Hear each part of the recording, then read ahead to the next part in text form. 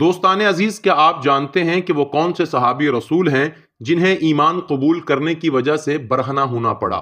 عبداللہ ذوالبجادین یہ ایک یتیم بچے تھے کہ ان کے چچا نے ان کی پرورش اور کفالت کی۔ جب ان کے دل میں نور ایمان گھر کر گیا اور انہوں نے اپنے چچا سے کہا کہ میں ایمان قبول کرنا چاہتا ہوں، تو چچا نے کہا اگر تم ایمان قبول کرو گے تو میں اپنے تمام تر انعامات تم سے واپس لے لوں گا، یہاں تک کہ تمہارے جسم پر پہنے ہوئے کپڑے بھی اتار لوں گا۔ عبداللہ ذوالبجادین نے کہا کہ آپ کچھ بھی کرو، میں ایمان تو ضرور قبول کروں گا۔ ان کے چچا نے ان کے جسم کے تمام کپڑے اتار لیے۔